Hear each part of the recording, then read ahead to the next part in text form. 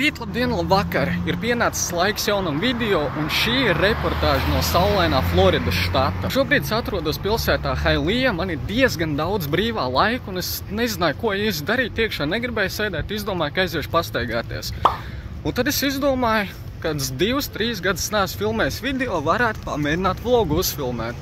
Tagad es nogājis, es nezinu, kādus 2 kilometrus, pagaidām seju pa galveno ielu vienkārši. Īsti nekas vaļā nav, tāpēc, ka tagad ir pateicības diena. Un pat Walmarts ir ciet, kas man liekas pilnīgi neticam. Iedomājieties, kaut kādos svētkos tur Maxima būtu ciet vai Rimī. Ļoti interesanti, ka šajā pilsētā apmēram 96% cilvēki ir spāņu izcelsmes, laikam tas būs pareizais termins. Kādiem 70% pirmā valoda ir spāņu. Līdz ar to apkalpojošais personāls no manas pieredzes vismaz gandrīz nekad nemāk angliski runāt, kas liekas ļoti interesanti, bet tāpat laikā Amerikā izrādās nav nacionālā valoda. Nav tā, ka visiem jārunā angliski, un visi taksisti, kaut kādi pārdevēji, zāles darbinieki, es esmu saticis 2, kas māka angliski. No manas pieredzes arī tā ir, kā visi stāst, ka neviens ar kājām nestaigā, bet daudz arī min, ka nav kur staigāt. Bet es nezinu, es tev kāds 5 kilometrus esmu nogājis, uz visām pusēm ir kaut kāda celiņa un tādā garā. Bet pa visu šito laiku es esmu nostaigājies, es esmu saticis 3 cilvēkus, kas iet ar kājām un 2, kas brauc ar riteni. Ielas ir tukšas, visi braukā tikai ar mašīnām un ļoti bieži ir kaut kāds 2, 3 vai pat 5 mašīnas katrā sētā. Protams, no tādas vienas mazas pilsētiņas neko pa Ameriku nevar spriest, bet tā ir mana personīgā pieredze šobrīd. Kur pirmo reizi dzīvē redz dzelteno skolas autobusu. Skrekls nedaudz piestāv. Bet tas nav tikai filmās, izrādās, viņa reāli tā arī izskatās. Centīšos nepārkāpt nekādas noteikumus, kā piemēram šķērsot ielu neatļautā vietā, lai man neviens nedeportē. Es neesmu pārliecināts, vai es vispār šo drīkst YouTube'ā rādīt, bet pirmajā naktī, kad es te ievācos, es meklēju šķērs un izdomāju pastīties skapīšos.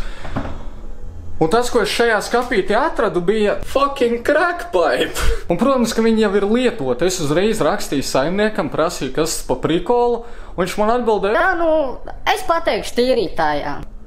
Un tas ir viss, ko tu vari pateikt. Lai iekļūt šajā dzīvoklī, ir jāpiespiež kods. Pēdējo reizi, kad es biju tieši šajā pašā dzīvoklī, un kods bija tieši tāds pats, un man tas uzreiz radīja sašutu, un vēl pirms es atradu to crackpipe, ka kas te kodus nemaina. Bet saimnieks pateica, ka viņi katru reizi maina kodus, un uzlika man vienkārši to pašu, kas man bija iepriekš. Kas man puslīdz nomierināja, bet ne pārāk. Tāpēc šo un citu apsvērumu dēļ, tad, kad es eju gulēt, es nolieku krēslu šādi, durvis taisās uz āru. Doma ir tāda, ja nu kāds taisa durvis pa nakti vaļā, kamēr es guļu, krēsls nokritīs un cerams, ka es pamodīšos. Un mans otrs aizsarga līdzeklis ir, kur ir durvis, kur ir mana gulta, un šeit pie gultas es noliku nazi. Un viņš katru vakaru speciāli stāv uz tā dzeltenā krēkla, jo ir visaugstākais kontrasts un lielākā iespēja, ka es viņu naktī varēšu pamanīt. Ir kā teorijā tas skan baigi labi, bet ņemot vērā to, ka visiem šeit katrā kabatā ir pa glokam un mugursomā vēl 2 kalašņikovi, baigi man tas nepalīdzēs, bet vismaz manas cerības izdzīvot paaugstinās pat 0,5% varbūt, kas jau ir labāk. 3 dienas eju garām ļoti interesantai mašīnai. Ir kā piekaps vai ne, bet kas viņam pa piekabi aizmugurē? Te pa visu pilsētu randumā ir vistas un gaļi visur. Vienīgā lieta, pie kā man šobrīd ir diezgan grūti pierast, ir tas, ka te ir šausmīgi karsti. Tagad pulkstens ir bez 10:09 un ārā ir 24 grādi, bet ņemot vērā vēl to augsto gaisa mitrumu, kas šajā galā ir, liekas, ka ir kādi 35 grādi. Arizona Iced Tea. Viņa ir gandrīz 700 ml, un viņa kopš 92. gada joprojām maksā 99 centus. Viņi neizmanto ne centa mārketingam, tikai tādi, kā es viņu principā marketē. Un viņi ir izstrādājuši loģistiku tā, ka viņi var tās cenas ļoti zemas turēt, un reāli 30 gadus 99 centi maksā vienu buņģiņu, kas man liekas neticam. Bet ir vēl viens produkts, kas man ļoti garšo šeit. Hot Pockets, tā ir principā tā kā picas, bulciņa, kaut kas tam līdzīgs, un ja viņas Latvijā nav, tad es no tā noteikti varu uztaisīt biznesu, jo tas ir tik vienkārši. Viņam ir kā tur nāk tādas tā kā kabatiņas, kurās viņi ieliec un sildi, bet nezinu, man kaut kā nepatīk, tāpēc es vienkārši nometu viņus uz šķīvja un uz 2 minūtēm lieku mikronē. Vienīgais tas, ka šajā mikronē šķīvis negriežās, pēc 30 sekundēm pats vienkārši paņem un pagriež viņu par 90 grādiem. Tagad es nodzīvoju kādas 3 dienas un es sapratu vienu diezgan bēdīgu lietu. Šis ir pirmais mans malks ūdens. Visu šito laiku es dzēru tikai limonādes un to ledus. Es nepagriezu uz hot pocket. Es domāju, mans ķermenis diezko pateicīgs nebūs par šo ceļojumu. Es personīgi ēdu hot pockets ar dakšu, kas noteikti nav pareizais veids. Ejot uz veikalu, es atklāju nepatīkamo patiesību, ka Floridā nevienmēr spīd saule. Man šobrīd ir ļoti interesants setups. Kameramans stāv uz datora, tikko failos salādēju savus iepriekšējos video. Šeit no Latvijas laiks atšķirās pa 7 stundām uz atpakaļ un bija diezgan viegli šajā iejusties. Es vienkārši Latvijā pirmo nakti negāju gulēt, lidmašīnā pagulēju kādas 4 stundas, normālā laikā aizgāju te gulēt, un no rīta jau pamodos svaigs kā gurķītis un vispār nekāda problēma nav. Un, lai iejustos tagad atpakaļ Latvijas laikā, es domāju, es rīt celšos kādos 4 vai 5 no rīta, kas sanāks kādi 11, 12 Latvijā. Mans plāns, diemžēl, nenostrādājas. Pamodos vēl stundu vēlāk nekā parasti, un tagad man 2 stundas, ko sataisīties, līdz man ir jāpamet šīs telpas. Es jau kāds 50 reizes pārbaudīju, vai es neesmu kaut ko aizmirsis, un it kā neesmu aizmirsis, bet visticamāk tāpat kaut kas te būs atstāts. Un es knapi paspēju, man pēc 8 minūtēm ir jāizrakstās, ja es to neizdaru, tur kaut kādas sodi jāmaksā. Tagad es ieradies lidostā pirms kādām 15 minūtēm, un man vēl jāgaida gandrīz 9 stundas līdz lidmašīnai, tāpēc, ka no Airbnb man bija jāizrakstās 10 no rīta, bet lidmašīna tikai 7 vakarā.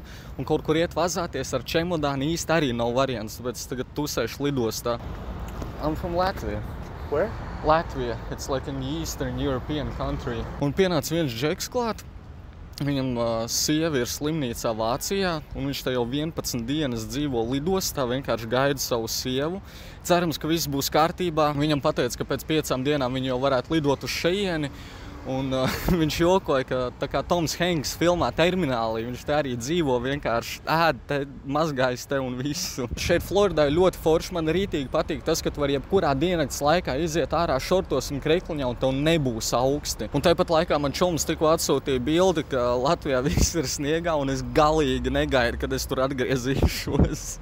Protams, es ļoti gribu uz Latviju, bet, varbūt es nokavēšu lidmašīnu, it kā 3 mēnešus es te drīkst uzturēties. Pagaidīšu, pārziemošu šiten, kā teikt, dzīvošu lidostā tā kā tas džeks. Vēl viena interesanta lieta tieši par to pilsētu, kur es palieku, ka es varu justies kā savējais, tāpēc, ka neviens nav savējais. Es intereses pēc vēl apstījos par to, ka Amerikā nav noteikts valsts valodas, kas ir patiesība, un tad es paskatījos, ka it kā dažos statos ir kaut kāda noteikta valoda oficiālā. Un izrādās, ka Floridas štatā oficiālā valoda ir angļu, un tas ir it kā obligāti visiem jārunā, bet visiem ir kā vienalga, un kā man opis smējās, ka tas ir tiem, kas māk izlasīt, ka viņi ir obligāti, pārējiem ir vienalga. Un jā, ļoti, ļoti dīvaini filmēt video. Kaut arī šitais segments man jau prasa 10 minūtes, es viņu 3 reizes pārfilmējis un centies kaut ko pateikt, kas ir kaut cik loģiski. Nepierast filmēt video. Tagad arī man kaut kāds džeks vienkārši stāv blakus, man ir ļoti, ļoti nērti, bet tāpat laikā